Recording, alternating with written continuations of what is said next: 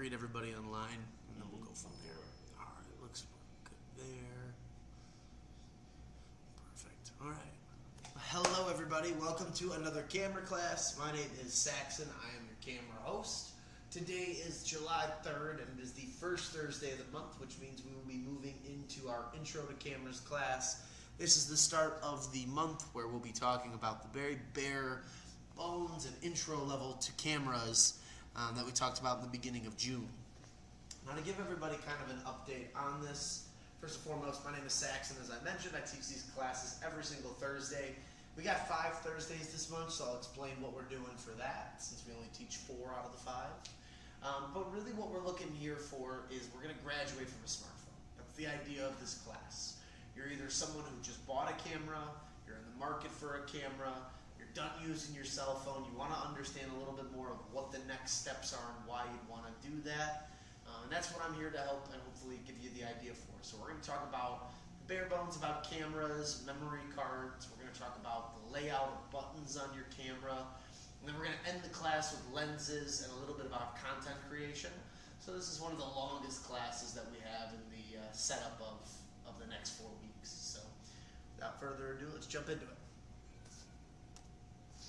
So where to go when all else fails? Again, I'm a resource here at Apt Electronics. We have a very great dedicated staff that is working just on cameras and some of the smaller electronics, but we're really happy with that because they're great with cameras. They can talk to you about it, help you get what you need out of it, and best yet, they can help you through problems or concerns you're having. But we're not always going to be here.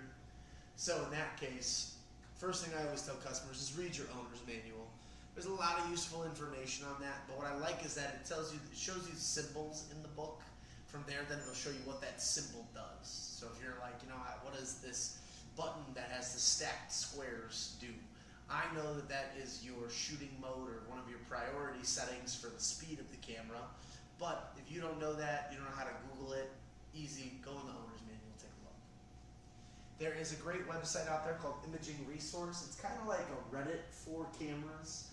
You get people on there, I call them camera nerds, but you'll get people on there who are fantastic, super knowledgeable about the products, and they'll take the time to really break down all the bits and pieces that you might need.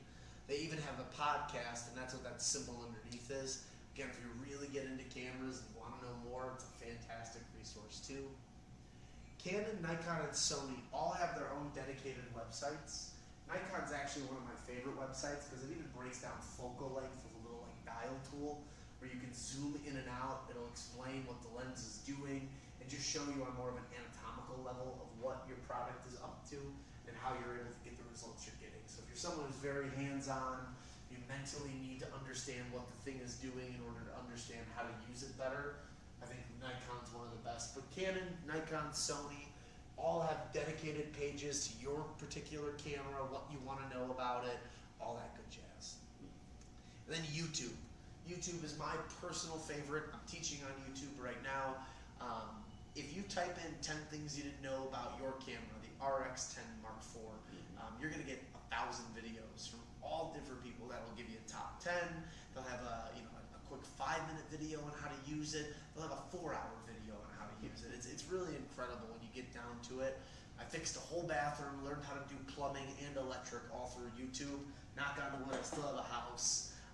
It's one of those things that I think we take for granted because of how much content and all this other stuff that's out there. But if you really look at YouTube as a learning tool, you can learn endless amounts of information about photography, your camera, cameras in general.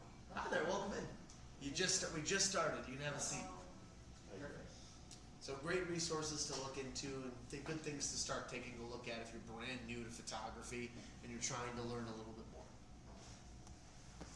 Now, before we jump into SD cards, buttons, layouts, let's talk about the type of cameras that we're mainly talking about today. So if we're getting away from our cell phone, the 3 types of cameras you're going to see in the market today are DSLR, mirrorless, point-and-shoot cameras, or they're also called bridge cameras. Now, DSLR and mirrorless are very similar, and we'll talk about those on the next slide. But for those of you who are wondering what a point-and-shoot camera or a bridge camera is, it's a camera that doesn't have interchangeable lenses. So a camera where you pull the lens on and off, that would be a DSLR or mirrorless camera. There's different variations of those. But when it comes to point and shoot and bridge cameras, this could be as small as a pocket-sized camera. This could be as big as yours, as your RX-10 Mark IV. Everybody's a little bit different on what they choose to shoot with. DSLR and mirrorless, the best benefit of those is you can change lenses out, pick the quality of lens that you want, and have the same camera body you're used to, but then change the focal length. Point and shoot or bridge cameras, you have one piece or unit that does kind of everything that you're looking forward to do, or it's an all-in-one. So again, if you're trying to take this with you to sporting events or on vacation or on trips, it might be a lot easier to carry one of those than a DSLR or a mirrorless camera. But breaking down DSLRs and mirrorless, DSLR is the old technology. It's a digital single lens reflex, very similar to what a SLR would have been, a single lens reflex. And really all that is standing for is that before digital cameras became a thing, you had film. Film would then get put into the camera, you'd progress the film forward, take the shot, the shutter would open, burn the image into the film, shutter would close based on the speed you set it, and then you'd crank and progress the film to the next still so that you're ready to shoot again. Companies figure out how to make it digital, and so they put an image sensor in there instead of film. Same technology though. You have a mirror, the pentaprism, the shutter releases, you get the image in the sensor, and the shutter closes. Camera companies figured out, well, we can make things lighter, we can make them smaller, we can overall make a better camera if we remove the mirror and now just focus on the imaging sensor. Sony is a huge pioneer of this. They bought the technology from Minolta, who in turn bought it from Leica when it first came out in, I believe, the late 80s, early 90s. Nobody really saw a future for it, but Sony did, and they really pushed it into the forefront. When you look at a mirrorless camera versus DSLR, for any of those online who are watching or interested in getting one, mirrorless is going to be faster, it's going to be better for low light, it's going to have better image quality overall with higher megapixel counts, and it's going to be more readily available to find. Not to say that DSLRs are bad, but they are the older technology. They're going to be a little bit cheaper on the grand scheme of things because of the fact they're a little bit older. And if you look at brands like Nikon or Canon, a lot of them have it where they future-proof themselves. They have adapters for the old lenses, for the old stuff. You can move to the new mirrorless technology. So no matter which way you go with it, I personally would always push you towards the new, future-proof yourself a little bit so that way you're not having to upgrade or change things in the future. But if that's not something you're interested in and you want to save a couple bucks, you want a camera, you want to learn, DSLR is great entry level, mirrorless, great entry to midpoint level depending on the price point, depending on what you want to spend. But control-wise, they're very, very similar. And that's what we're going to look at when we talk about buttons. I'm going to show a DSLR body in here, but the buttons that you see on a DSLR are the same buttons you'd see on a mirrorless camera as well too. Now let's start with the SD card. I think it's one of the most important aspects of your camera. It's where your pictures go, and I always recommend you have at least 2 of them. Reason being is that these SD cards are small, they're tiny, they're fragile after a bit. They have small copper strips on the very back of the card, and that's what then connects inside your camera internally. Every time you take a picture, they get saved to the memory card. Without a memory card, your camera does nothing. It doesn't save any images, it doesn't process the image, it just says no card in camera, it may give you an error message, there's a multitude of different things that it could do. With the new modern day cameras, I recommend at least 64 gigabytes of photo is the only thing you're concerned on. If photo and video are a part of your practice, then I'd say 128 should be a minimum for you. And then as far as speed, don't necessarily worry too much about speed if you're a beginning user and you're using an entry-level camera of sorts. But if you're getting into more high-end technology and high-end cameras, if you're shooting 4K video at 60 frames a second, or you're shooting unadulterated raw photos that have 60 to 90 megabytes of information per file, then you might want something that has a higher read and write speed, something like 95 megabytes. You see the SanDisk that's 32 gigs is 280 megabytes. Those have a better chance of taking in the information and not letting your camera lock up because it needs time to process the information. It might be all over your head, but for right now, focus on 64 to 128, having at least 2 cards in case one were to break, and just understanding that these are needed in order for you to save photos to your camera. If either of you have questions as we're talking, feel free to interrupt. Same for anybody online. If you're watching online, you can go ahead and chat in as I'm talking, and I'll answer your question live. Now, I like to stress and say your picture shouldn't live on the memory card. I get a lot of people that will just continuously buy memory cards, and in my opinion, you're wasting a little bit of money and your time. If you just simply delete the information that's on the card after you use it and download it, you can keep reusing the card until it fails. I look at the SD card as a car. If the camera is point A and the computer is point B, much like your maybe point A would be home and your point B is work, your car drives in between those to take you to and from. The SD card is doing the same thing. It's taking you to and from. You take the photos on the camera, download them onto the computer, keep reusing the card over and over again. Now you can choose to keep them on the card, but I have a better way that I like to save my images, and I'm going to show you that now. But that is one of the things I like to make sure I stress to people. So the way I go about it, it's very simple, but if you can just remember these steps, you'll never lose photos. Or knock on wood, it's been maybe about 15 years since I lost photos transferring, and I pride myself on that, because it happens more often than not. Turn your camera off after you're done shooting. Wait at least 5 seconds. This gives the camera's internals a chance to power down, and if you hold it next to your ear, after you flick that switch, you can actually hear it like slow down on the inside. After waiting those 5 seconds, go ahead and remove the card. I recommend placing it into a card reader, and I try to avoid using my camera to transfer photos to my device. I talk about it later on. There's an app that you can download for all the cameras that are on the market right now. That's worth it if you want a quick transfer. Maybe you've got a couple friends saying, hey, I'd love to see what photos you're taking. But if you're looking to just really download them all in one place, look at them when you're done, I always think that putting them on the computer, you get the bigger screen. It's a nicer way to actually view the photo, to make sure that you like the picture, everything else. Mom and dad, or brother and sister, or niece or nephews texting you saying, hey, I'd love to see the photos you're getting on your cruise, or while you're in Africa, or while you're in Spain. Great. Send them to your phone, text a couple out, but try to use your camera and your computer together using a card reader. Is there a way to text or email it directly from the phone? No. Or you have to download it. Well, you download it. Well, so you download it first. You download it to your phone from the camera, and then you can do whatever you want. You can text or email it. Yeah. But from the camera to something else, no. Okay. Yeah. And where do you get? So the card reader is a. Can you buy one here? Yeah, we sell. I mean, so we sell. I think we sell all 4 of these, if I'm not mistaken. But you can find these anywhere. I personally think that get a card reader that works best for you. Like for example, these 2 are going to be for higher end cameras because they're the CF Express card readers. I don't think that you need to worry about it. I'm not sure what camera you have, but if you have something that takes CF Express, you can get one of those. This one's nice. If you don't have a lot of plugs on your computer, this gives you 3 extra plugs so you can plug other devices into it. You might not need something like that. I personally, when I go out, I take this one. This one has the USB-A and USB-C end. It can take micro, which I have for my drone, and it can take the standard SD card, which is what you use for your camera. Something like that probably costs $20-30. You can find these things for as low as $5. You can find them for as expensive as a couple $100, like the Sony one.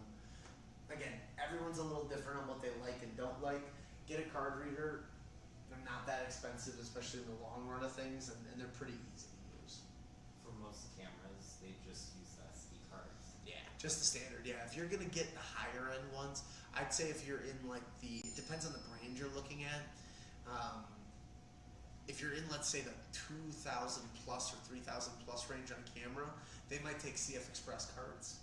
All CF Express cards are better for is processing very large raw file formats or the ProRes video. So raw files could be like even like a gig?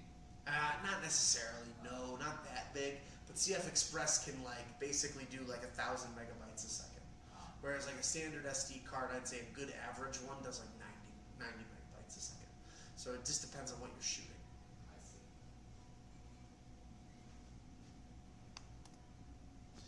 Once you've done all this and you've got everything opened up on the computer, you want to copy the photos from the camera to a destination folder.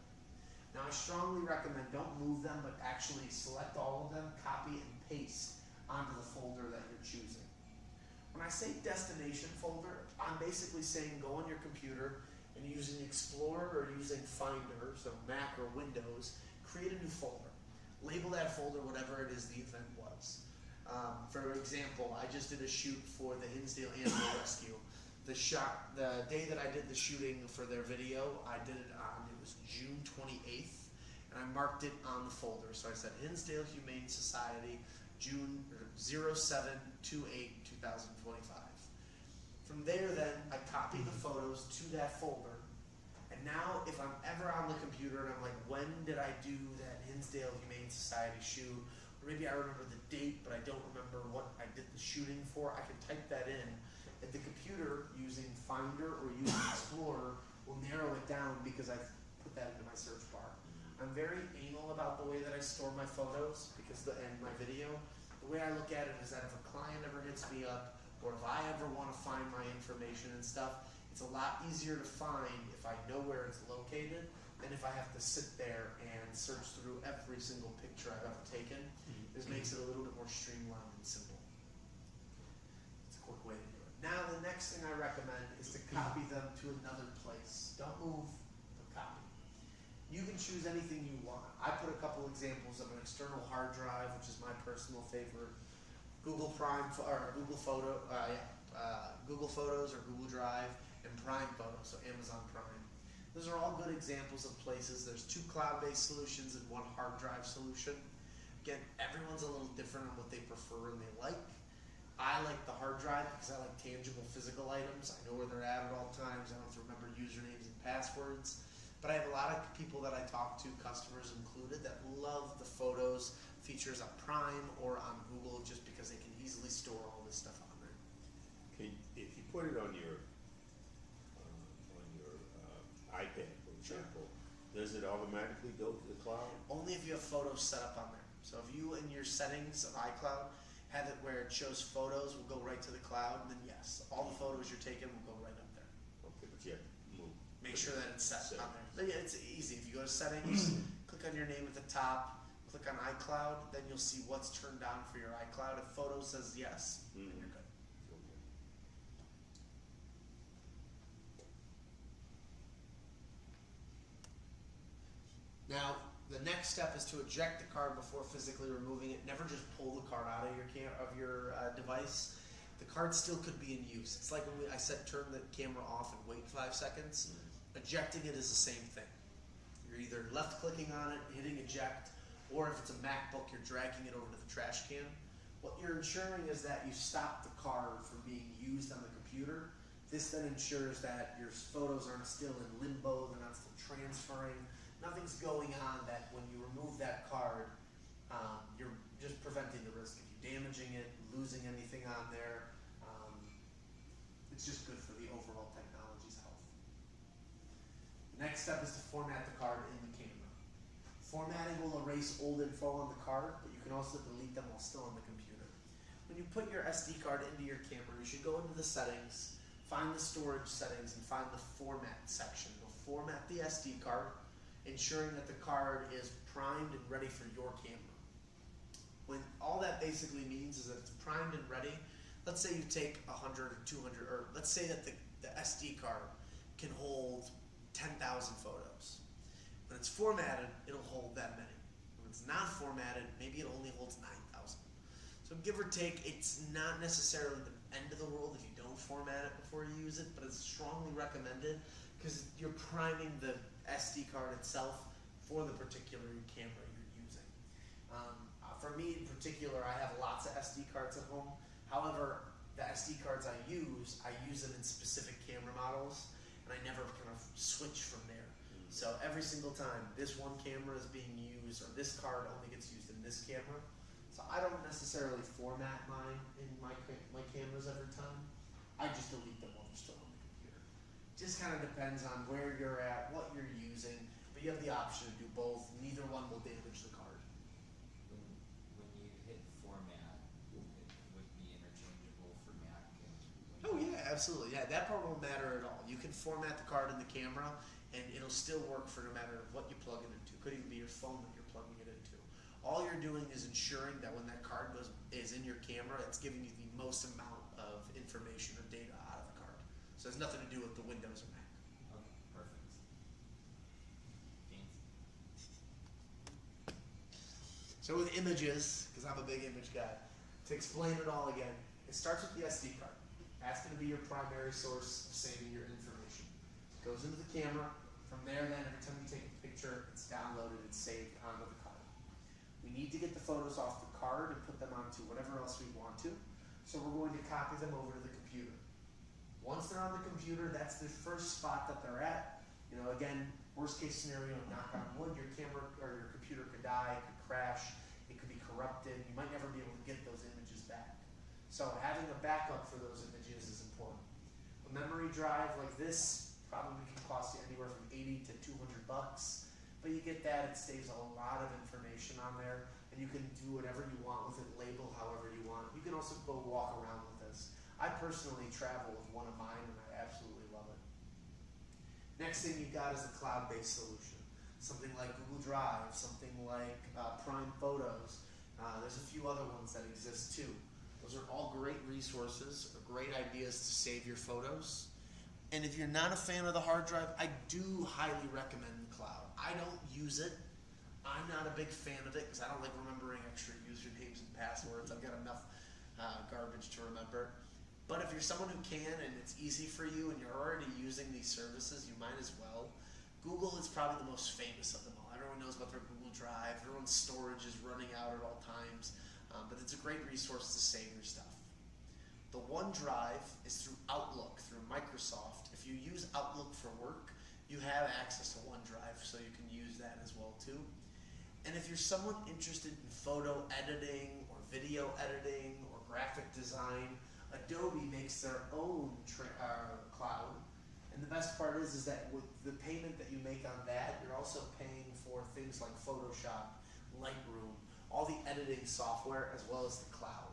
So that would be a great option if you're someone who's like, I might want to edit my photos one day and play with that. And you probably wouldn't mind paying for that because then you get the cloud on top of that too.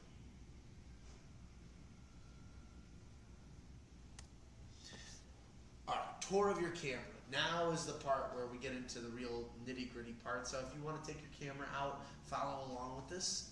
We are going to look at a DSLR body, but like I said earlier, the buttons that are on the DSLR are still in your mirrorless or point-and-shoot camera or on whatever camera you have. It's just based on where they're located. Which if you can't find something, you're having a hard time, feel free to ask and I'll point you in the right direction. So let's start at the very top of the camera. If we're looking at it from the viewpoint going downwards, we have a couple different switches here. On the top of the camera, you should see some form, or I'm going to say on the camera, because everyone's a little different. Somewhere on the camera, you should see a red circle or a red dot. That red circle, red dot is your video start and stop. Press that video button while you're recording in automatic, and it's just going to start shooting video. Press it one more time, it's going to stop the video. On the top of the camera or around that area, you should see a power switch. Pretty simple, it says on and off. Some might say hold to. That's just to ensure that whatever settings you have are held, they're there. But again, the main idea, turns the camera on and off. And usually around that same point, they're going to have their shutter release. One full click on the shutter release is going to take your photo.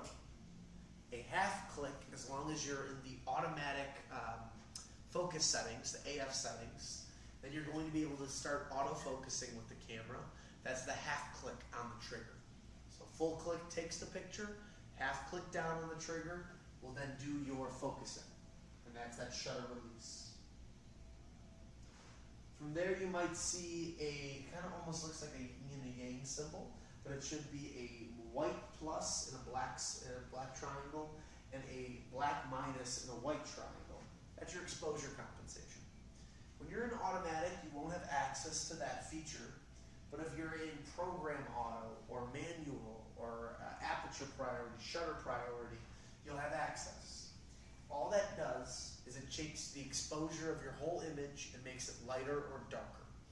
It's a great tool if you're, taking photos, you've played with your ISO, you've made it as bright or as dark as you want, but the image still looks kind of goofy.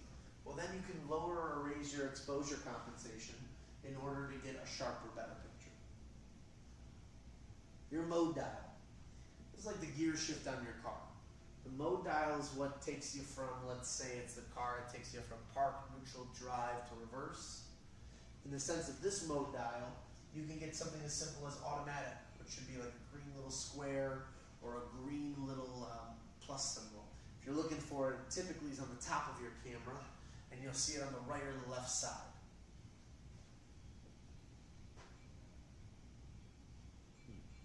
Now there's also what we call the live view switch. Now for some of these cameras, it might not say LV on there, it might say display. If you press the LV button or the display button, it's going to change the way that your little LCD screen looks on your camera. So it could change it from having all the information of what the photo's doing to having no information on there. Makes it where then you kind of customize what the screen looks like when you're staring at it.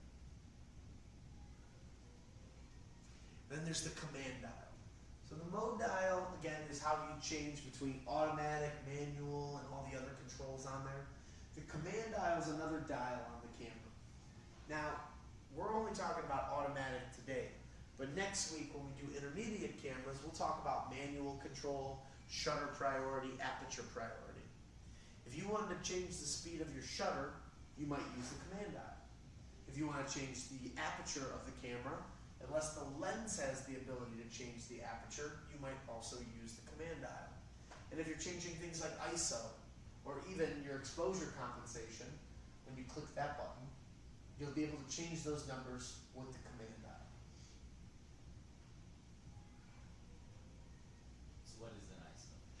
ISO, we talk more about it next week, but that is the sensitivity towards light for your camera. When you're shooting, you can take that and go as small as, let's say, 32.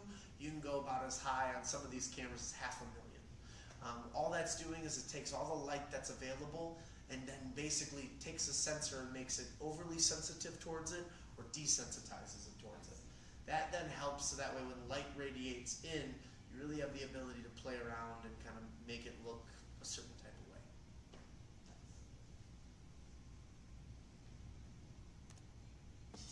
But as I said earlier, start with automatic. Whether it's a green little camera symbol on your camera, whether it's a little green, it says A+ next to it, whatever it might be, start with the auto. So I saw you looking earlier. It's right here. Yep. So it can be on either side. So for you, that's your command dial. So that's how you switch. Keep it on auto for now. That's going to do the most work for you in your camera. And on yours, it's that same one. So that's your command dial there. Yours is a little bit smaller, and your A+. Yeah. The Rebel series, instead of it being green, they kept it at that white color, but A+ stands for automatic. Can you, if you don't mind, remind me what you said about command? This is the command dial. Yeah.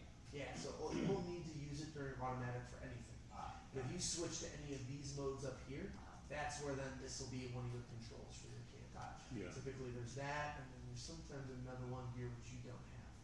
So yeah, just sticking with that. The reason we want to stick with automatic is we don't want to get overzealous with ourselves. We don't want to get too complicated. Hear me out on this, and this is what I tell people all the time. You have the camera, it's an amazing tool, but they're very, not complex, but there's a lot going on. I get a lot of people that come in, they're very excited about their camera, they buy this, and then it ends up taking up as like a paperweight for a lot of people because it's too complicated.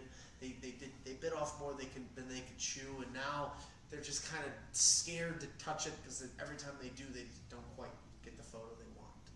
If you stick with automatic, I'm not saying you're going to get a perfect shot every single time, but this is going to be your best bet to get into photography without overstressing yourself out on learning all of the different controls and manualization of the camera.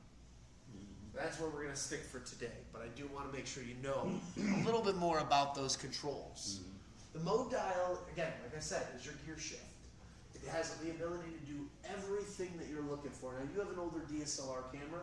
Yours is going to look more like this. And I'll explain what those extra bits and pieces are. You have one of the newer technology cameras, so you have a bunch going on, but Sony still made it pretty straightforward with what is available, and it makes that auto nice and green. So again, you can learn how to fiddle with all that stuff, but at the same time too, you're like, this is too much. I just want to take good shots. Keep it on auto. Keep it on auto. You won't fail. I got that point, thank you. But that's the fun part with photography is that they make these cameras where you can be as basic as you want or as complex as you want. And you have the ability to switch and rotate between them. The mode dials are the main things you should have concern over is auto or A+, which is auto control over settings and functions of the camera. M, which stands for full manual. That's full control over the camera's array of functions. Next week, we're really going to look at the M, A, and S. A, or AV on the camera, is aperture priority.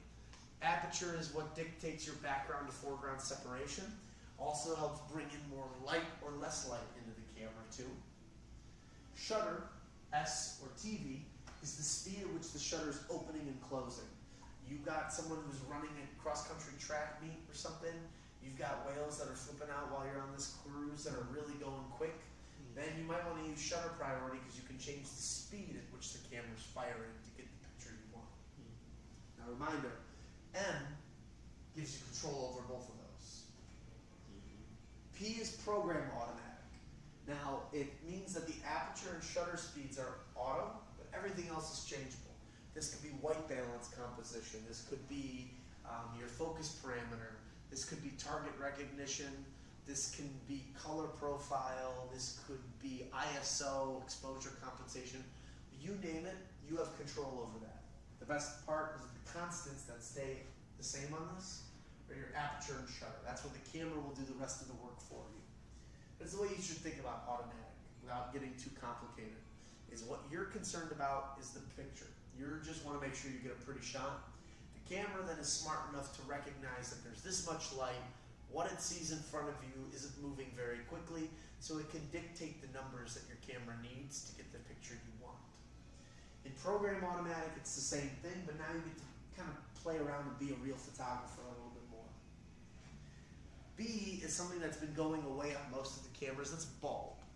It means the camera is fully customizable, but as long as you're holding the shutter release, that camera shutter is going to stay open. That's for the long exposure. The reason that they're getting rid of that on a lot of cameras is because you can access that through manual. There's really no reason to have its own dedicated button anymore.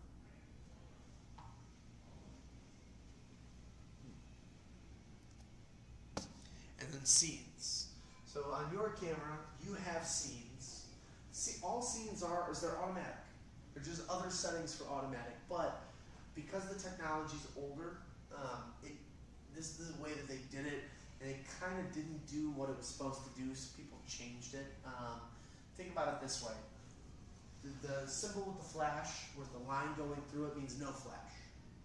If you see the head picture, that's for portrait photography. The mountains with the cloud behind it is landscape. The close-up flowers, macro photography. You've got the moving object or the running man on there. That's for, again, something that's moving, so it's shutter priority. And then you have the all-white square with the black star behind it, which is meant to stand for nighttime photography. Again, using those are fine. They'll help you and they'll make sure the camera kind of understands a little bit more of what it's looking at. Modern cameras, you won't see this anymore because there's no reason to have it. Those cameras are become more smart and they can really see through that. But if you're using an older camera, it doesn't hurt to try it, but I would still recommend just sticking on the automatic settings. It's going to do the same thing. Is that what SCN means on this one? Yes. Okay. So you have it, but they changed the dial so that way it's not just all there for you. You go to scene and then using one of your other dials, so using this guy right here, you can switch between the different scenes to pick that out. Okay. Again, I don't really recommend using it. I think that the technology is a little bit dated personally overall because I think automatic does a better job than those will do. Yeah. And if it's still not doing the job, that's where then I think learning more of the manual control is going to be a better option.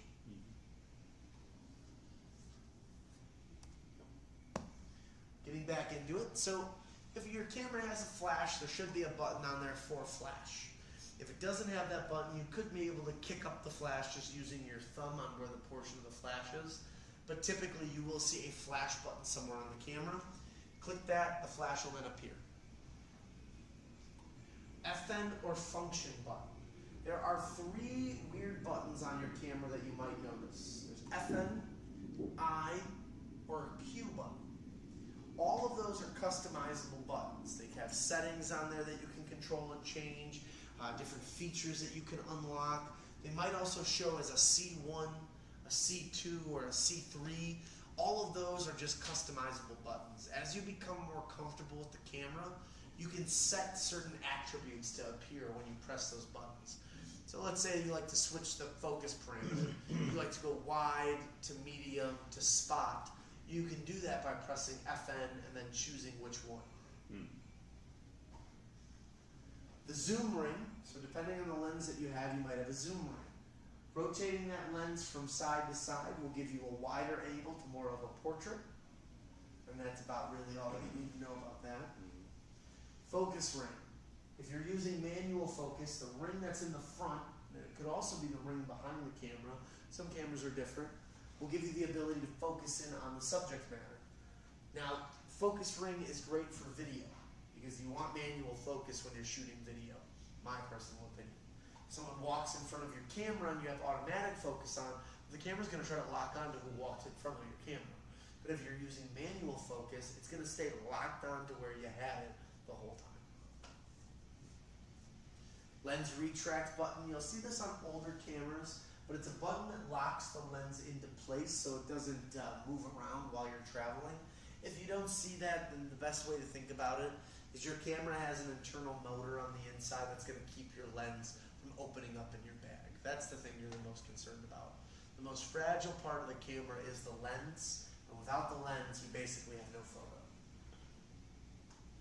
There's a lens release button.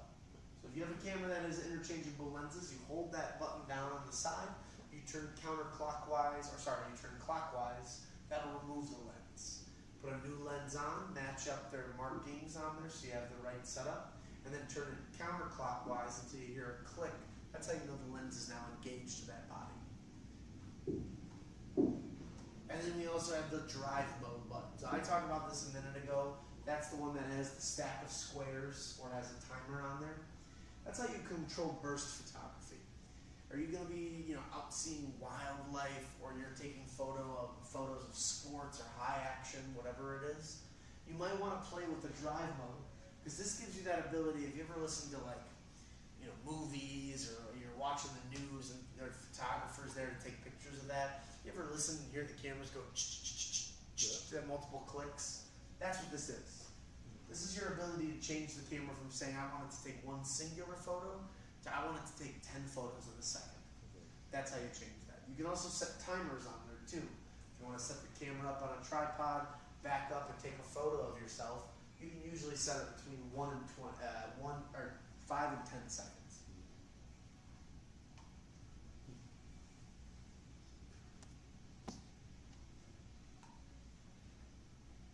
Next, we're looking at the menu button. The menu button is going to be the one thing that I can't really teach you too much on, because everybody's menu looks different on their cameras. That's the hard part with photography. This is where it's good to look at the owner's manual, read online and check into it, but everything you could ever need is under the menu button. You want to change the language of your camera, menu. You want to make sure that the time and the date show up on the photos that you're taking, menu. You want to set the time so that's accurate when you're shooting, menu. You want to set up the settings to transfer your phone or your camera to your cell phone. That's all done through the menu. If there's customizations that can be made on your camera, personal preferences, even the ability to look at the memory card and see what images are on there, you can always do that through the actual menu button itself. So keep that in mind. Menu will come up a bunch. Don't worry too much. Diameter adjustment. There is a swivel on the side of your camera. I normally am wearing glasses. Today I did not. I wore contacts. My eyes are not happy with me. But when I'm shooting, every time I wear my glasses or my contacts, I got to make sure my diameter is adjusted properly. The diameter is a little dial on the side of your viewfinder. Do you ever go to the eye doctor and they say, okay, 1 or 2? 1 or 2? That's what the diameter is. is. It's a piece of glass on the inside that moves forward and back. So when you look through your viewfinder of your camera, it should look perfect. And if it doesn't, turn that knob until it does. The info button. It's a button that's been going away on most cameras, but if you do see an info button, basically you click that and it should tell you a little bit about the photo you're taking or the settings that you're using. Now I said earlier that with the trigger, if you half squeeze on the shutter release, it'll focus for you. If you don't want to use that, and your hands maybe aren't big enough for it, or you're not quick enough, or maybe you're just too fat-fingered and you keep pushing the button down on accident, there should be an AEF-L button. That's the focus and exposure lock. Click on that button, and that's going to focus it on the image and lock in for you, especially if you're using continuous autofocus. All that's doing is basically replacing the half click. So again, depending on your comfortability, what you like, you have both options. Some people prefer it because your thumb's in the back, so if you're holding your camera like this when you're shooting, focus, trigger, trigger, focus, trigger versus half click, push, half click, push. Just the difference on where the buttons are located for you. Pretty self-explanatory. The image playback button, press this button and it'll show you all the photos you've taken. I'm going to jump around. You can use the multi-selector tool to scroll through your photos. From there, then you don't like a photo in there, you can hit delete. It'll ask if you want to do that. You can then press the OK button that's on there. As you hit the playback button, if you want to look through your photos, you can. And let's say you want to zoom in on the photo, see how crisp it is. There should be a magnify and a demagnify button somewhere on your camera so that you can actually zoom in and see the photos that it took and the quality of it. I mentioned earlier that FN button, there's a Q button, there also could be an I button. And again, that's usually just a shortcut menu to get into the settings of your camera. It could be anything from white balance to shutter to your focus parameters to subject matter that it can detect in the camera. There's a whole list of things that can control, and they're typically all customizable too, so that way you get the proper menu system or the shortcut menu system that you want.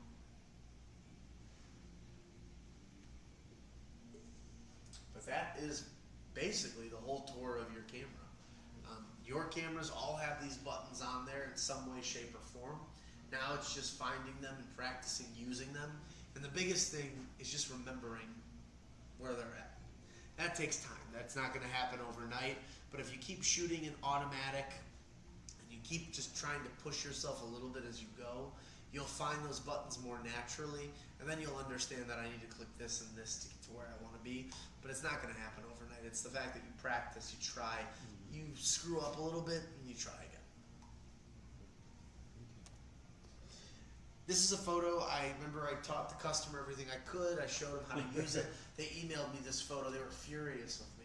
And I told them, bring the camera back in. Let's take a look and figure out why it's not working the way it is.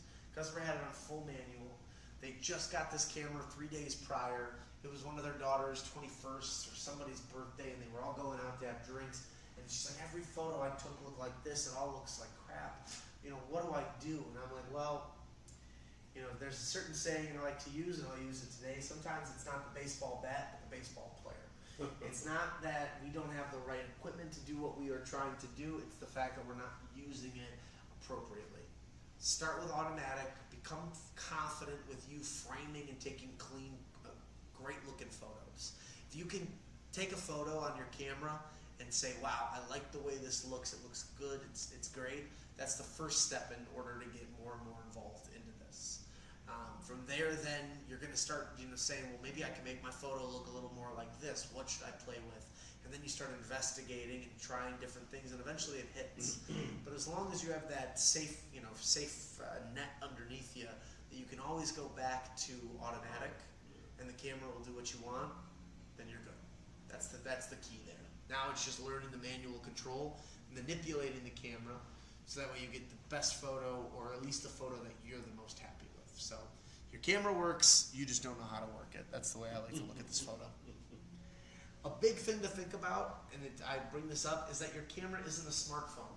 I mentioned this to you earlier, but we've now for the past 20 years lived in an age where cameras on our cell phone is to be expected. You know, they started with a Nokia phone when you think about it.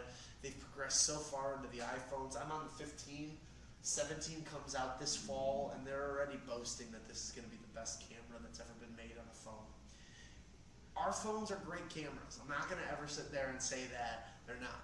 However, they're limited in what we can and can't do. This file size is small. You can't really edit the photo like you can on a camera. You don't get the crispness and the sharpness. That zoom on a phone is garbage compared to what the zoom of your camera can do. That's the other beauty of it, right? A lot of people will buy a camera and they expect it to work just like their phone does. It's not. Remember, they manufacture the phones to be so easy, so simple, so quick, you don't necessarily have to think about it, right? You know, you can rely on, pull the phone out, take a picture, it's going to look okay. A lot of people will pull their camera out, it's slower to start, it takes a little bit to focus, they're not as comfortable with the buttons and the layouts, so they immediately think that their phone is better because their camera isn't responding the way the phone does. Your phone isn't going to be quite like your camera. The camera's going to have better quality, better everything. However, the one thing you'll discover is that you can get your camera to act just like your phone does. You just got to learn how to do it. You got to learn what settings to turn on, what features you want on, how you want to go about taking your shots. And the second that you figure that out, you'll never complain that the phone doesn't act like your camera does. Or that You your said earlier the phone is not, it's more like McDonald's. Exactly. I like that analogy a lot. You go get a classic burger from a good restaurant, they're gonna charge you $20 for the burger. It's gonna be a fantastic burger. You want something quick, easy, that doesn't take a lot of thought and prep, go to McDonald's. It's $1.99. This is a simple one, but I like to bring this up. The biggest complaint I get from a lot of people that'll invest in a big camera setup, the back hurts, their shoulders hurt. Just remember, carpal tunnel and arthritis are two of the biggest things you can get out of photography and any art in general, because you're putting your little nubs and everything at risk and bending stuff in ways it shouldn't. Hold the camera properly. You should have one hand underneath the body of the camera, one on that grip. That's why they design it ergonomically the way that they do. Keep your back straight when you're taking pictures. Again, squat down if you need to. Bend the knees, like when you lift things. You don't lift with your back, you lift with your legs. But the other thing too is a lot of these new cameras have it where the screen flips up. They do that so that way if you want to, you can pull the camera down like this, have the screen facing you, and still get the shot. Or vice versa, over your head, take the photo. Try to keep your back straight. Overall, you won't necessarily regret it. You might think you look silly, but it's a good practice. I also always recommend keep your hands underneath you when you're shooting. A lot of people put their hands out to the side, and while that's fine and dandy, if someone bumps into you while you're taking a picture, you drop the camera, which would be a no-no, but you could also, too, just get a blurry picture. And if you had a once-in-a-lifetime chance to take a photo of something, someone bumped you while you were shooting, you're going to be annoyed. So, arms down while you're shooting, hand on the side, hand on the body. Try to basically be like an arch that holds up a deck or a patio on the side of a building. That's the way I look at that. Focus, then shoot, and shoot through the picture. A lot of people, when they get their camera, they'll basically hold down the trigger a little bit. The camera will focus a little. They'll just pull. They'll keep shooting, and that's fine. But give your camera the chance to settle in, focus. Most cameras have it where a green square will appear when it's focusing on something. Use that to your advantage. Focus, then shoot, and remember, you're not just taking a picture of what the camera's focused on, you're getting a picture of the whole thing. If we look at this window right here and you stare out into there, you might be just trying to get a picture of the fountain. But behind the fountain, there's a whole jungle area of plants, a moving object there. Over there's an Apple store, we have the rotating TV, there's multiple aspects to the image, not just one. So focus, then shoot, and shoot through the whole picture. If you or the camera are moving, you're gonna get blurry photos. There are artists out there that have made millions and millions of dollars taking blurry pictures. You're not that artist. We are your average Joe Schmoes who are just trying to get pictures of their friends, of their family. Maybe we're trying to become a professional photographer, but you don't start with the avant-garde, you start with the basics. Once you learn that, go crazy. But for now, don't move if you're taking a photo. Try to stay still. Obviously, the better your camera is, the better chances it has of reducing blur. But let's not focus on that. Let's just focus on getting a clean image. I mean, there are actually people who like a blurred photo of the iPhone. There's one guy I studied when I was in school, and I can't remember what his name was. He would, it was with film. He would basically walk around like New York or Chicago, and he would take pictures of people as he was like walking, but he would be stealthy about it, where his camera was on his body. And you'd get really cool like wisps of movement, where the face would be perfectly still, but their hands or their body would be moving. And they were gorgeous photos, and those things sold. They've been in museum exhibits, stuff like that. I can't imagine that if someone took a picture like this of the blurry Eiffel Tower, that it would get far. No, I just wouldn't even. Yeah. Yeah, it wouldn't be something I would buy. But you know what? Somebody out there probably thinks that's really cool. You know, that's just how art works. It's kind of funny. Now, this is a big one for you. This won't pertain as much, but for you, it probably would be more beneficial. Date the body, marry your glass. Your camera body will become outdated at times. 10 years is what I give a good camera's lifetime. You know, if you have film, it's a different story, because if you take care of it, it doesn't get junked up on the inside. Film photography's been making a comeback year after year. There's a camera convention I go to every year. I'll be out there in September, actually, in Texas for it. But every year they talk about a little bit more on how the film is coming back, just like vinyl, where people are not necessarily using it every day, but some people absolutely adore film photography, and they're going to keep shooting and using it. It's awesome to see and to hear that that's coming back. With that being said, your camera body will eventually kind of deteriorate on you. It'll slow down. It will stop holding a charge.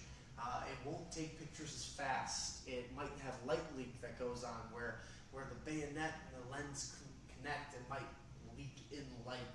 There's a lot of things that can happen. However, your lenses, your glass, that's your valuable, that's your money maker. The more money you invest into the glass, the better off you are in the long run of photography. That's not to say that you need to spend thousands and thousands of dollars when you have an entry-level camera, but if it comes up and you know what, you're debating about getting a new camera body, the camera body you have works, maybe invest your money into a nice lens and then save and work on a new body eventually. You'll be happier in the long run that you have a fast, really nice quality lens that can get good images. Mix that with a good camera body, and now you're basically a professional. Some things to look at. When people talk about focal length, they're talking about your zoom quality of your lens. Thing to keep in mind is that the smaller the number, the more wide angle that we're at. The larger the number, the tighter of a view that we have. That number and those images are going to change and vary as you're like working and you're playing with your camera, but focal length and zoom are the same things. When it comes to focal length, there is really no one answer for what it does. People will say that the 50 millimeter lens is a perfect portrait lens. Some people will say 85 is a perfect portrait, 35 is portrait, and you get a little wide angle. You get people who do action photography that say 70 to 200 only. Some people will say 100 to 400. It can go across the spectrum of the board. The goal is that you want to find a lens that works best for you and your needs. But when you look at this, at 70 we get a huge wide photo where we see the huge body of water, the sky, the land, the mountains. As we zoom in, we're losing more and more of that water. And we're bringing things in tighter into focus. So the main thing was the birds. Here we don't really necessarily get that. Here I think at 200 we really start to get that. And at 100 it still looks more like a landscape like it does at 70. Big thing to realize though is that when we do get to 400, well now those green grass trees and the land are up real close to us. The mountain basically isn't even noticeable unless you saw these other images to know that it's there. And where those tops of the white buildings are, we now have them where we can actually see the windows. So remember that the zoom of your lens, the focal length, not only will give you a tighter perspective, but it'll bring in the foreground and kind of change the perception that we're getting. in a sense, we can call that distortion.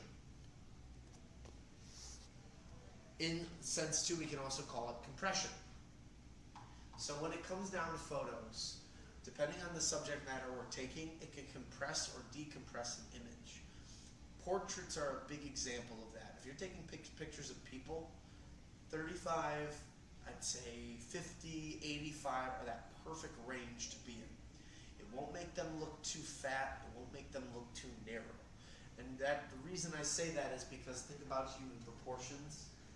50 millimeter is supposed to look like a human eye or act as if like what we see as we're going. At the 16 millimeter, when it hits there, the nose extends outwards and the head gets super narrow. And at 200, the cheeks look massive and it looks just a little bit too flat. So aiming for something in the middle is something to keep in mind. Now they make those lenses because maybe you're not taking pictures of people. You might be doing landscape or architecture. Or maybe again, you're trying to be a wildlife photographer and you got the bald eagle flying from you and they're 500 feet out. You're not going to get that with a smaller millimeter lens. You're going to get that with the big telephotos. So keep that in mind as you're shooting and you're doing stuff, that focal length is the zoom of the lens. But not only that, but that with focal length and with our lens as a whole, we can get compression or distortion throughout the image. We just need to figure out a way to kind of navigate that. That could be as simple as zooming out. That could be as simple as taking a couple steps backwards or in with the lens in order to get the photo the way we want to.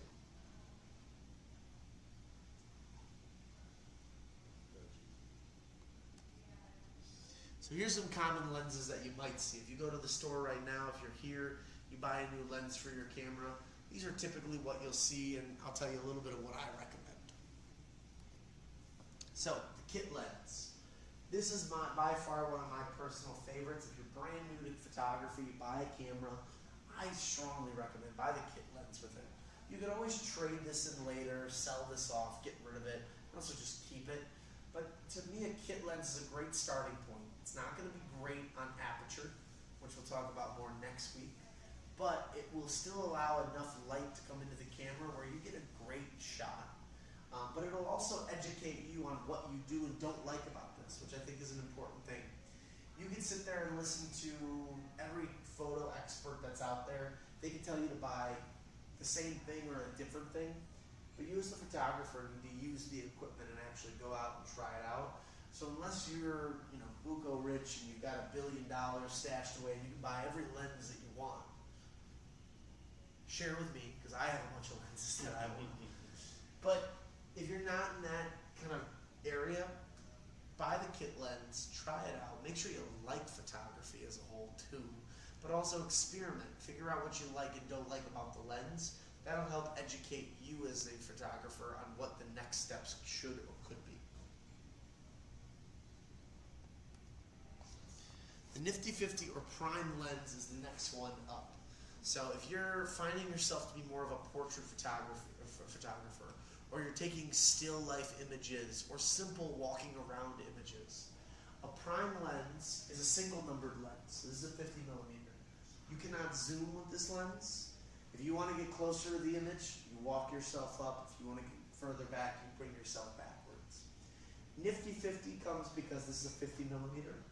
And if you put this lens on your camera, the perception this camera picks up on should be the same as the human eye. That's the benefit to this lens. But what makes the prime lenses some of the best lenses out there is because as you're using it, what's going to happen is that it will have the lowest aperture, which that just talks about bringing light into the camera, right? This is going to have the best time blurring out your background, bringing the most light in. So if you need quicker, you need something that gives you vibrant photos, blurs the background out, but takes some of the most clean and beautiful images possible. You're not worried about zoom, this might be the next option for you. Just quick, I've got, one. Mm-hmm. What is that one that you mentioned, or is that a? And so yours is a camera, because you can't take the lens off. Right. So this would be a point and shoot or bridge camera. But your camera can hit all the different numbers that we're talking about on here because of it being an all-in-one. Okay. So where, like, for example, for your camera, if you are more concerned about portrait, you might want to get a 50 prime And if you needed zoom to then get that shot in the distance, you might want to go get a zoom lens that's made for that, telephoto lens. Whereas you have an all-in-one camera. The downside to the all-in-one is that you might not be able to blur the background out as nicely on that. You might not get as much light into it. You don't have the ability to change to put on a heavy-duty lens for that. Okay. Your camera being at the price point it's in and having the zoom that it has is still really fantastic. And that's why it's been one of Sony's best sellers for a long time, Okay. especially for the all-in-one purposes. Right. Next one would be telephoto or zoom lens. Why do we call it that? The prime lens, the Nifty 50, doesn't move, it stays where it's at. This one can zoom. The downsides to the zoom are that they're typically heavier, bigger lenses, so lighter weight with the 50s. Positive to it, if I'm not close enough to an object, I can zoom in to get closer. I don't have to move my body. The only other downside to these is that they don't let light in as much as the primes do.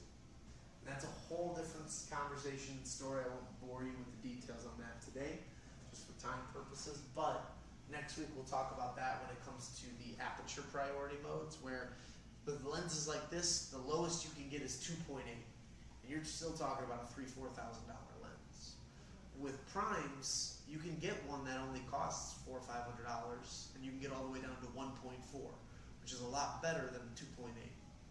Again, we're talking about more photography nerdy details, but that's the benefit to the zoom, and there's benefits to the prime. That being said,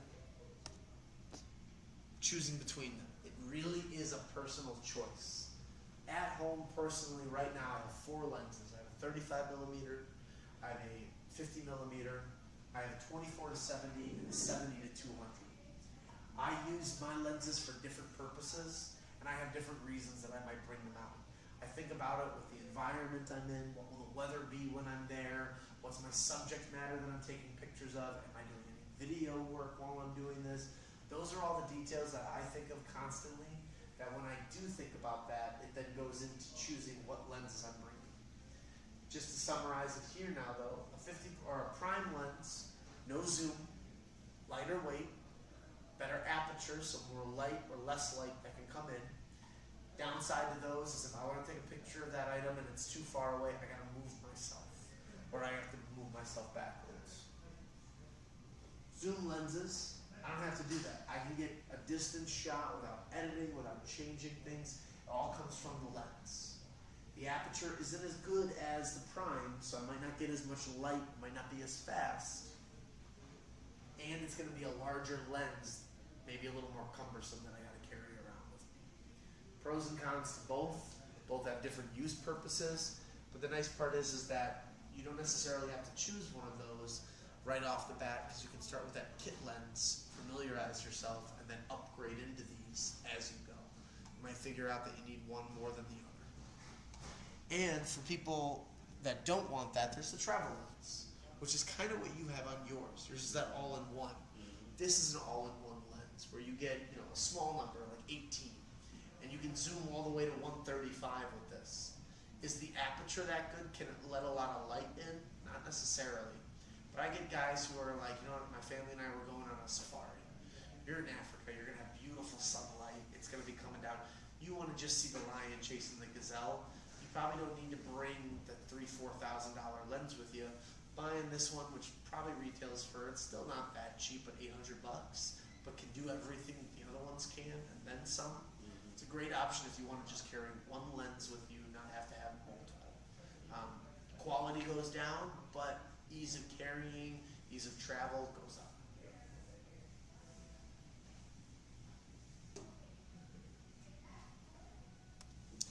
What lenses do you need? I like to put quotations around there.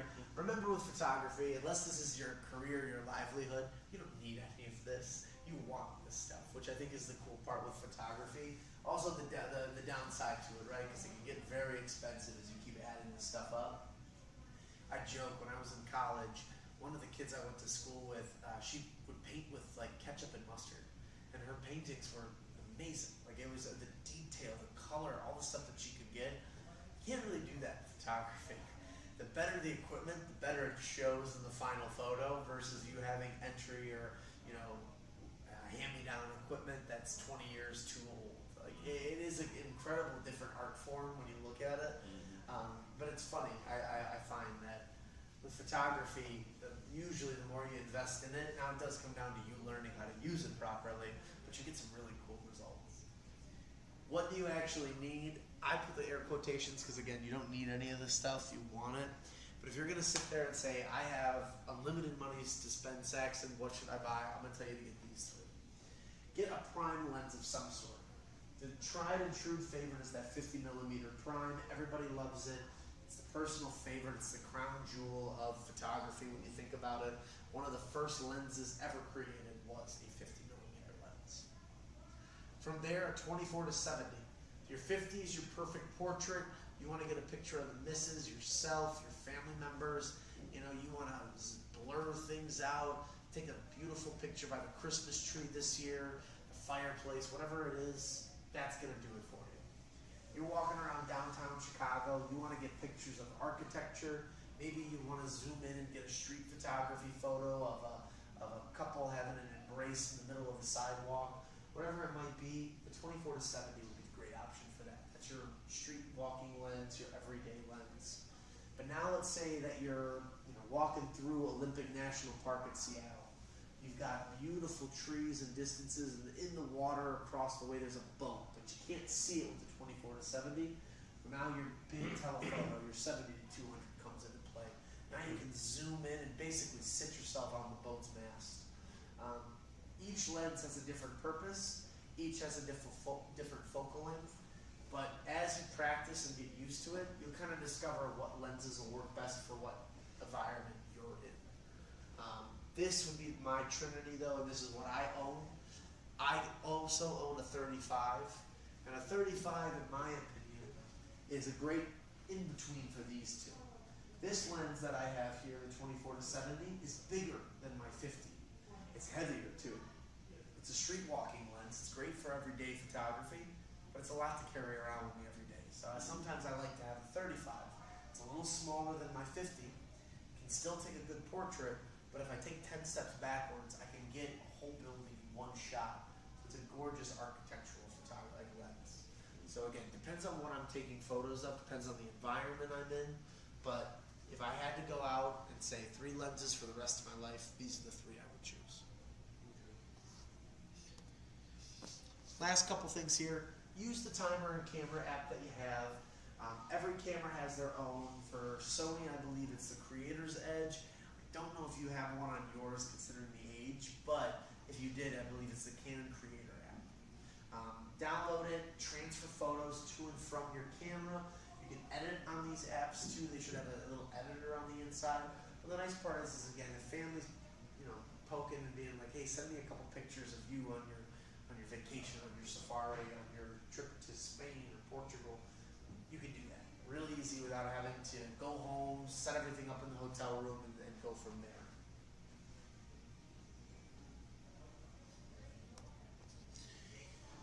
Now this came up because a lot of people buy cameras nowadays for their small business, for whatever projects they're doing. On average, it can cost anywhere from it can cost up to from 500 all the way up to 2,000 to get a professional photographer to come out to take pictures of your products, of your food menu, of your establishment. I got realtors who come in that take their own photos of the houses that they're dressing up and doing.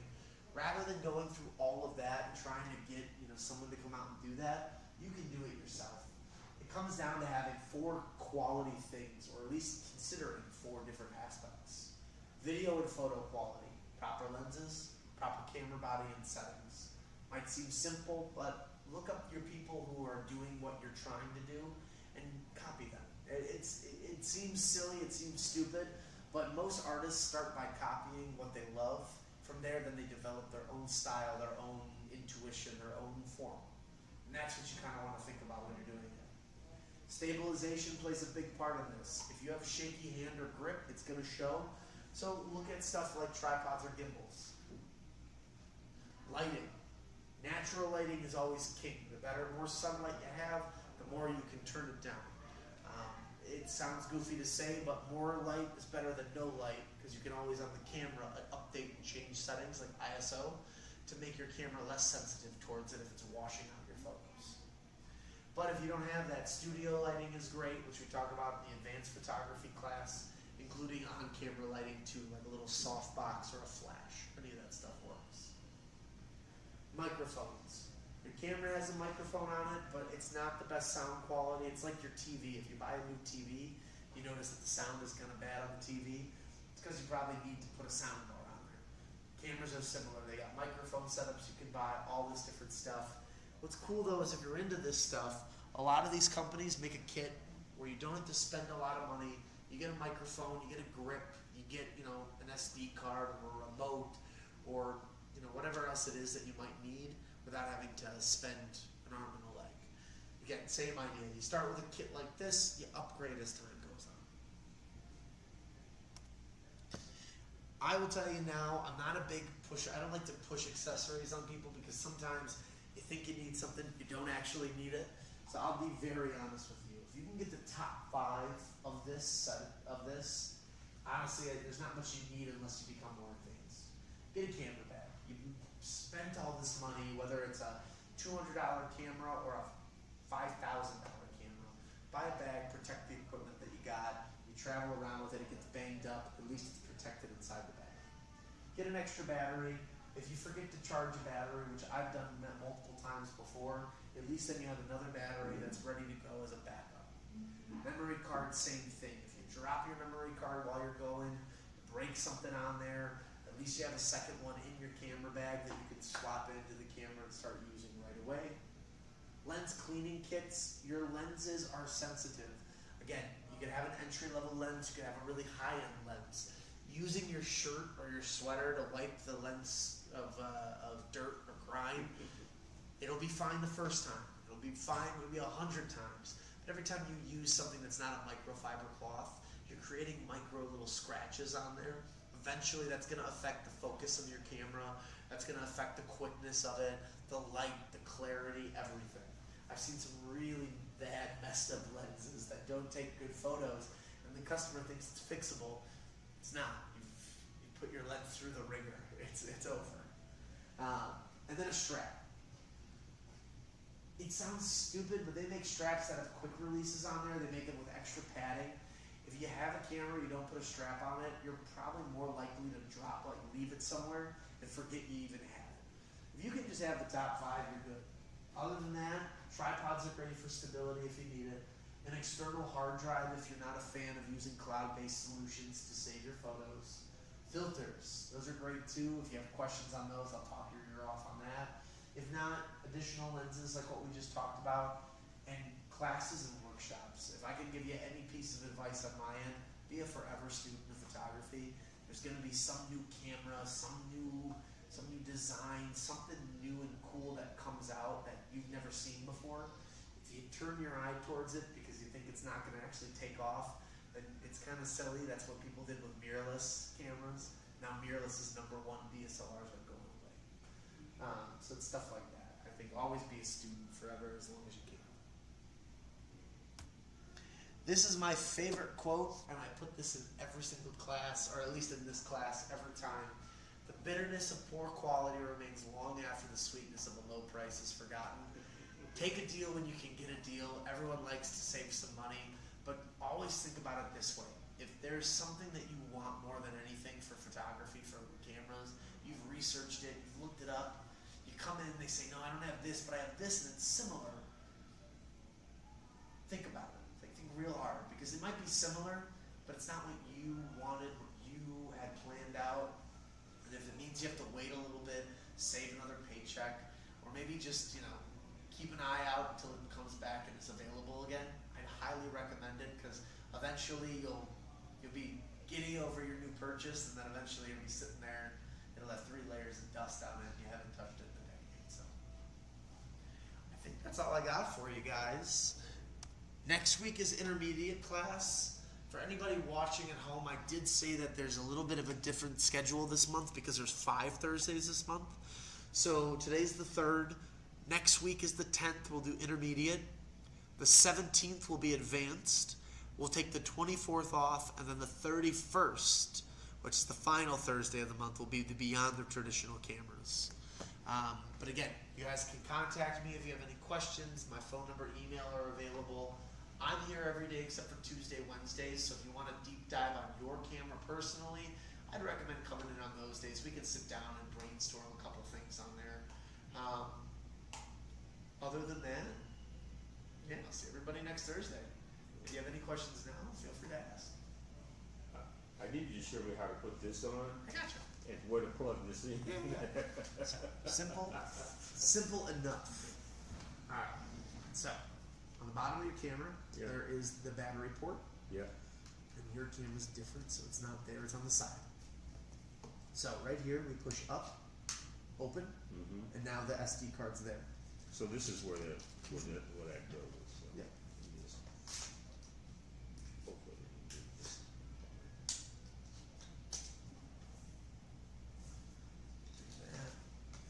Insert that in. Now, Mhm. on the corner, you can kind of see the shape that they want you to put it. So if you look, one edge is cut out, so as long as it matches that, Okay. It'll and it slide slides right- in. right in. Okay, push down to here, click, and now it's in there. okay. You're good to go. And the charge, Yes, so the charge, so one side, SD, yeah. on this side is the charge. The very bottom where it says multi and HDMI, that's the one you want to open up. Now you see that's that where I top put- clip?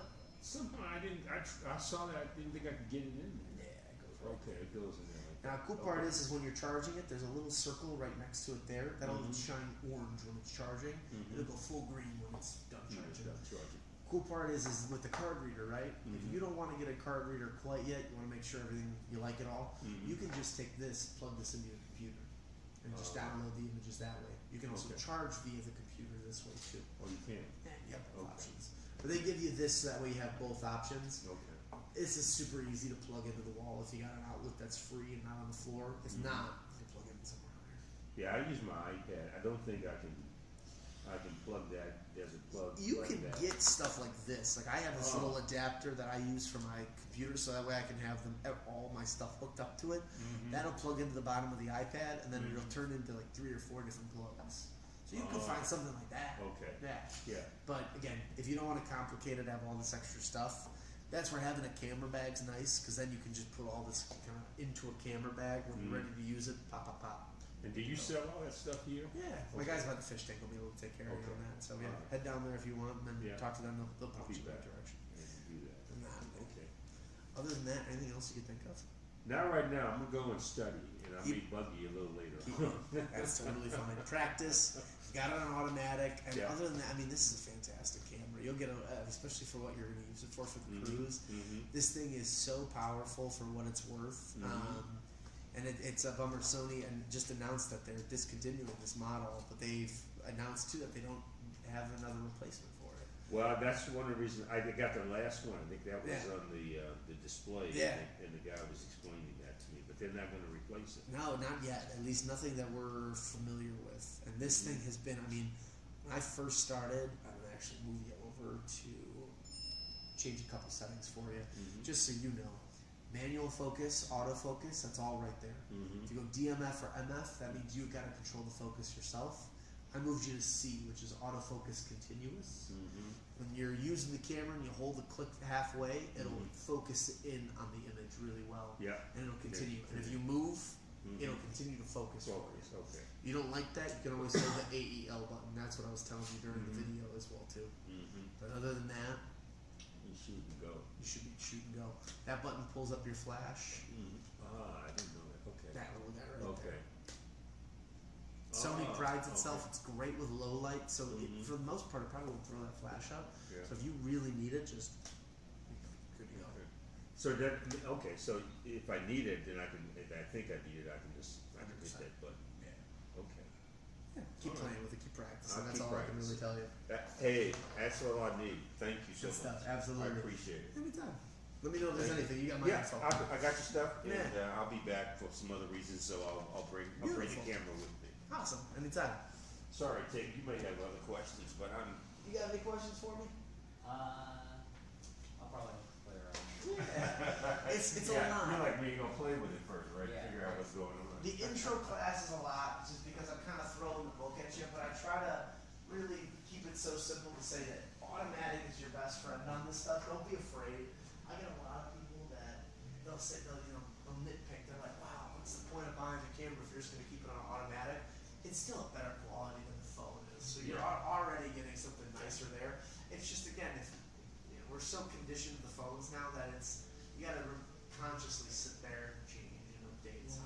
I think people think, I mean, when you want to take pictures, I usually don't, I just want, I really want to shoot. I don't want to play with the buttons, No, right? exactly. Because I'm going to miss a shot, or I'm going to be too late, or I'll do whatever, right? I'll drop a camera, whatever it will. I just want to point and shoot, and automatic fits better. There's one, next week in the intermediate class, there's a couple features that I like and I personally use. One of them's aperture priority.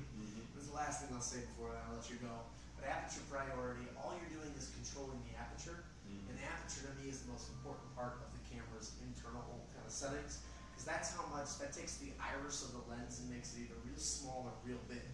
The smaller it makes it, the more of the background and the foreground I get. So if I want to take a picture of the family and we're in front of like Mount Rushmore, I can change my aperture to a higher number and get the foreground and the background in there, and it looks clean, it looks nice. But then, if the missus is standing next to a tree and I just want to get her ugly tree, ugly background, I can change the number to a higher point, get her where then it's just her. The whole background blurs out. It's one thing you're controlling. The camera does the rest of the work. I've never had a bad impression. I mean, I take 5 or 6 of the same picture every time I'm shooting, but when I look through them, usually one of them or 2 of them are bad, and I'm just nitpicking over the 2 photos to see which one I like the most. So it's stuff like that where there's a little bit of control that you have, but for the most part, point and shoot. And those are the things that I think once you can get a hang of those, you'll never have a bad photo the rest of your life. So, but we'll talk. Okay. Keep practicing on I will. automatic. Write down the questions for me and then think about it for next week. Thank you so much. Anytime. So what, so when you were saying cleaning the lens, what Yeah. do you, Go on Amazon. You'll find like I found a $20 kit that came with like sensor cleaners, that came with a little spray in a microfiber cloth. And you don't have to get fancy with it. It's just you want something that just protects and gives you overall like, again, not your shirt. right? Yeah. That Same, makes sense. honestly, the same thing you'd use for your glasses. If you've got a microfiber cloth in there, that would be perfect for your lens. I see. So that's awesome. How do you clean your microfiber cloths?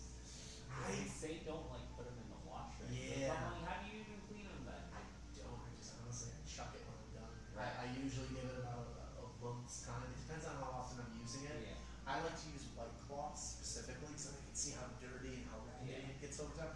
Once I notice it starts to get a little off color or it's So not that's where it's time for replacement. So Chuck it's it. meant to be disposed. I'd say so. And then I guess another silly question for these. Yeah. Because when I got it was already Together? no, it was actually apart. Okay. So when storing and traveling, is it best to keep it together or Take them apart. Only reason being is that this is the most sensitive part of your camera. It's this vein that's right where the lens and the body meet. And so what happens is if you're traveling and this hits a certain point, that could snap. Okay. If that breaks on there, these things are usually not replaceable. Yeah. So yeah, traveling wise, take them off. You get this guy in the front there, and then it's counterclockwise. Counterclockwise to take off, clockwise to put back on. With your system, depending on the lenses you get, it's a full frame lens. First off, it'll say EF, and then it'll be a red dot. So you'll put the red dot to dot. It's a crop sensor, which is what this is. It'll say EFS, and then it's white square to white square. I see. But yeah, you can put either types of lenses on there. This one recommends you use crop sensor lenses because of the camera body, but you can do whatever you want on there. Other than that, yeah, When you were saying about the lens and the rechart button or which part? yeah, I guess you were kind of mentioning about the gauges between Yeah. 18 and or So to 55. I guess that's more of like the zoom Yes. of what it is. 18 millimeters, Uh-huh. more wide angle. You zoom in, 55 is portrait. So the depending on what you're trying to But take then weren't pictures you of. saying though that like or was it because of a different lens that doesn't require a zoom? Like you had to move closer manually. Oh, that would be the prime lenses, yes. So this is not. No, this is a zoom lens. This is a Okay. telephoto zoom. So again, it could be small. It's not a big zoom, right? Right. But it's still a zoom because of the What it functionality is. of the lens. Yes. And then you were mentioning about the AF and MF. Yes. So AF is autofocus. MF is manual. If you're on manual, this dial right here Will it automatically will. go. Yes. If you're on MF, then this is going to be manual. But then, meaning you would. You'll yourself. control it. Yeah. I I'd see. only recommend MF if you're doing video. Got Because it. then if you're doing AF on video and someone walks in front of your camera, the Yeah. camera will automatically adjust so it'll look funny on the video. If you keep it on MF, the camera will only move or change if you change it. Got it. But even if it's on AF, you're still manually doing the zoom. Zoom, yes, 100%. But the focusing is what Yes. is what is automatic. yes. Okay, that makes sense. Yeah. Okay. So again, there's your zoom, and then this one in the front. And I won't turn it too much because it sounds like it's grinding gears. Yeah. That's your manual focus or Got it. autofocus. Okay. Camera set to auto, it'll automatically. You can see it as I'm moving. Yeah. How it kind of does its own Adjusts things. itself. If I switch it, now it's real loose. Right. It's letting me do it, and I can kind of see the difference as I'm going through. Got it. And if I switch, still the zoom is me. Now I can Still do it. exactly. Makes sense. And when that green square hits, that's how you know. And then that one last Yeah. thing. You were mentioning about, I guess, for here, Mhm. there was like a flip. There is a switch, and it should be on yours.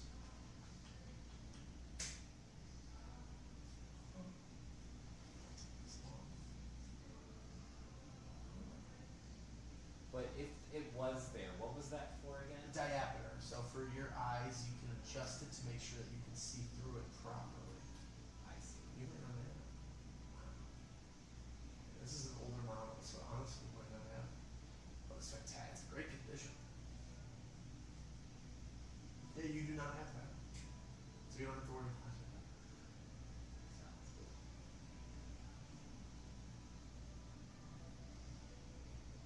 That's interesting.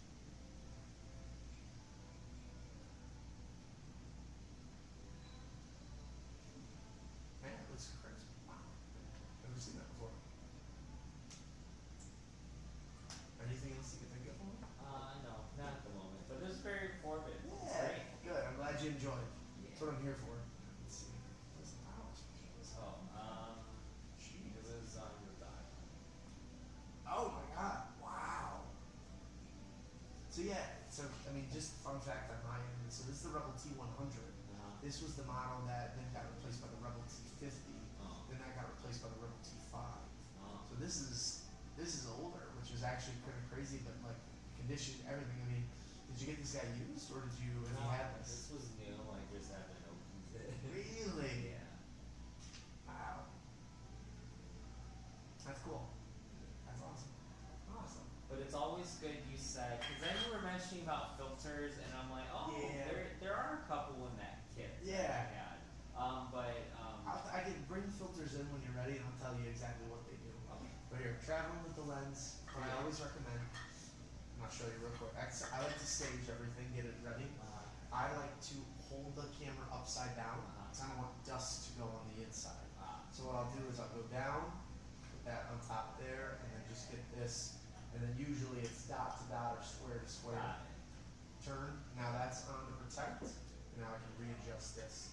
Personally, I like to travel with these separate. This way now the lens can live on the side, camera body can live there. If anything gets dinged around or beat around, it shouldn't damage anything. So, perfect. Well, thank you. Hey, anytime. Yes, Thanks for coming in. Kevin, nice to meet you, Saxon. Saxon, got it. Thank you. Of course. How long have you been doing photography? Probably about 15 years. I started at a younger age when I was like in my, I'd say late teens, early 20s. And then I went to college for fine arts. So I'm a painting and drawing major. I went to the School of the Art Institute in Nice. Chicago. But from there, then I had to learn how to use a camera to photograph my artwork, and it's funny because I still have to photograph and do all my stuff nowadays, on my own end. However, it's it translated really well into this place because I was working in the camera department. I could speak on it highly, but I could really help people figure it out. So for about the last 3 years, we've been teaching these camera classes, and they're free to customers. Whether you're buying a camera for the first time, or you bought a camera and you have no clue how to use it. A lot of the, with photography as a whole, a lot of the business side of selling cameras comes from education. Right. If you know what you're looking for and you need, you're more likely to come out and purchase that item because you've got, the person behind you backing Right. you to Yeah. learn how to know how to do it. So, Makes sense. yeah. So it's fun. I get a kick out of seeing what people are doing. I always tell customers, if you take photos of stuff and you're really proud of it, I'd love to see it. Email it to me or just show me a picture Yeah. next time I see you. It's cool seeing what people do with their cameras and how creative they can be. Nice. When putting it in the case, out of curiosity, I would assume the middle part's always going to be for the camera itself, I mean- but then the lenses. The cool part is that these walls are Velcro. I don't know if you ever noticed it, but you can actually move those walls around.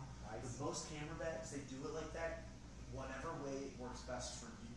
The way I look at it with the camera bag is that you gotta wanna be able to, if you're walking around with that bag on you, and you're like, oh, I'm gonna get some pictures, Yeah. you gotta fling the bag around and set it up. And open it up. So it works best for you. Yeah, So right. it's whatever's quickest for you. Got it. And then, but you make a great point when you were saying staging it. 'Cause Yeah. That kind of makes sense to Yeah. help protect it from the dust and stuff like that. Exactly. And then I think about, oh man, like eventually the inside will probably have to be clean Exactly, too. and that's not the hardest. They have YouTube videos on how to do that, and if you get one of those $20 Amazon kits, Yeah, it should that be kit fun. has all the pieces in there. One thing I should mention, you should consider like teaching. Yeah. Well, I mean, this is teaching. Yeah, but I'm yeah. saying like, because the community colleges are always I asking know, for that. I've The heard. benefits of the community college system is that it's all with the state too. Yeah. So even if you're part time, you can still get pension out of it. Man, I've heard some stuff of that, and you're not the first person to bring it up. I've always thought about it. I'd have to do some extra studying and go back to school a little bit, but I might have one day consider. But even the CE classes, Yeah. continuing education, Yeah. they just need professionals who are in the field. Yeah. And you can even just do workshops like this once Yeah. every X amount of time. Oakton's right here. Yeah, Plus, you yeah. can say, hey, I'm an apt. I'm going to build a partnership with apt Yeah. and Oakton. So that way, you're also benefiting the business. Yeah, and the business absolutely. loves to see that. Yeah. So, but then ultimately, obviously, Yeah. yourself. Yeah, of but, course. But you know what I mean. Yeah, Because exactly. you're very personable and Yeah. professional, and I appreciate that kind of brings along with what, because their art department, Oakton's the wealthiest community college I've in the heard, state. yeah. I actually for a year or two, I went to I'm from Chicago, so I went to the community colleges there. So I was Yeah. at Wright Junior. I never went to Wright. I went to Malcolm X on the west side, and then Nice. here at Washington for a semester too. Nice. So I'm a huge supporter of the community college program, Absolutely. and I think they're wonderful with what they do. Friends of mine have gone to Oakton there. I've heard only good things about it. Yeah. So, it's good to know. I'm definitely looking. I appreciate you standing for me. Thank you. Absolutely. And then you were mentioning about the drone one. Yeah. Wow, that's Yeah. gonna be The interesting. drone's fun. The last Thursday of the month, we talk about action cameras like GoPros, drones, camcorders, and 360 cameras. They're very kind of blanketed around them. But if there's something that you're interested in actually getting into, it's really cool. Kind of Yeah. just learning a little bit about the rules and the controls. Because at work, the creative design department Yeah. has a lot of that stuff. Oh, really? That's awesome. And I'm like, wow. Yeah, I have one drone at home that I use for some of my projects. I'm not there's a bunch of licenses you need to do professional work, but I can do small stuff and it's a lot of Yeah. fun. I love it. So Do you have to worry a lot about flight? it's not necessarily because they have that. It's already mapped out on the controller. There's this whole thing called geofencing, Okay. where it tells you where you can and can't go. Yeah. The part where it's more the legality of it is if I'm flying, let's say downtown Chicago, I'm doing a cool river shot. Right. Technically, I'm allowed to fly there all I want. However, though, if I'm doing stuff for business work, I need to be aware of the laws of people, and if I hit someone, or if they're, Being sure. make sure exactly. It's stuff like that. So there's a lot of those parameters that go into it. It's cool. Yeah.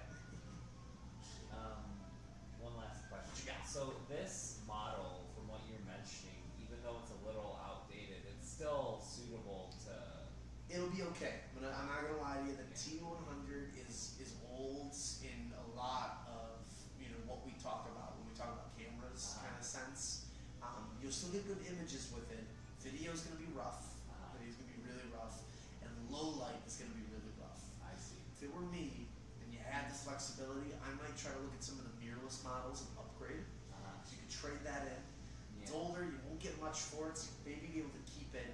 But if I were you, I would look at it's the R100, the R50. They're probably in the $500 to $800 price range with lenses included. But you're future-proofing yourself. You've got a modern new camera to use, and you can really use that for future things that I think would be really beneficial. That would be a little bit more powerful than what you got now. That's not to say you need to do anything about it right now. I would say practice and learn first with that while you have it, and then trade it in and maybe look into something new. But you'll notice if you go down and play with one of the displays right now and just look at it, you'll notice the thing. Well, perfect. So, well, thank you. Anytime. Take care, Kevin. Good meeting you. Good meeting you.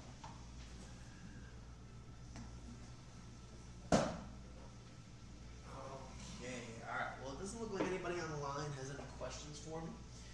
So I'll cut you guys loose here. As always, my name is Saxon. We do these classes on Thursdays from 5:30 to 7. My goal here is to educate you as much as I can, make sure you guys are super knowledgeable in photography. But if anything ever comes up, you've got questions, comments, concerns, give a call to Apt Electronics. You can ask to speak to me, or you can ask to speak to any of my lovely colleagues who sit in the small electronics department. We'll take care of you, make sure all your camera needs and wants are answered. So take care, guys. Happy 4th of July weekend, and as always, keep shooting.